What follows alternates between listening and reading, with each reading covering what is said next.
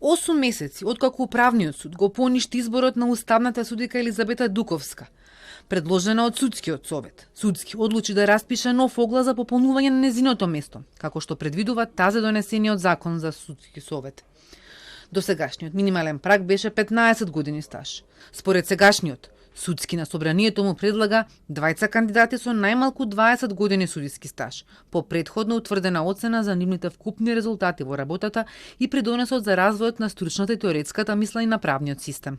За да можеме ние да дадеме еден предлог кој што ќе произлезе од една законита, транспарентна и објективна постапка, во која што сите судии ќе бидат еднакви во државава и ќе имаат право да се јават на овај оглас, да речам, што впрочем е и предвидено со новиот закон, според моје мислење, ние во овој момент треба да постапиме по новиот закон. Ќе се даде можност на сите други евентуално кандидати што би се пријавиле да конкурираат под еднакви можности на транспарентен начин во законита постапка и мислам со тоа би се обезбедило начелото на мерит системот при утврдувањето на предлогот.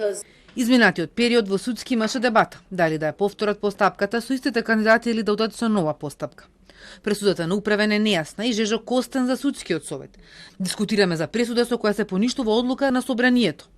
Критикуваше членот Ивица Николовски, кој сепак се согласи дека станува збор за правосилна пресуда која мора да се почитува.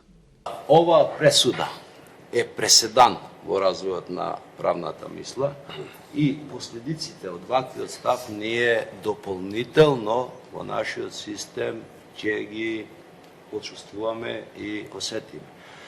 И навистина ми беше жал по однос на ваквата одлука Судскиот совет пропушти можност да го заземе своето место и улога во рамките на своите надлежности.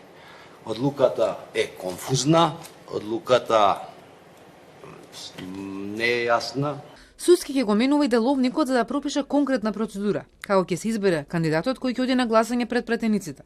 Една од забелешките во пресудата на Управен беше тоа што откако Дуковска доби 11 гласа за другите две кандидатки членовите не се произнесоа. Една од кандидатките беше тогашната судика, а сега членка на Судскиот совет Антонета Димовска, која поднесе тужбата пред Управен, а на денешната седница се иззема од оваа точка. Управниот суд го поништи изборот на Дуковска 2 години, откако беше избрана и одлучуваше во работата на Уставниот суд.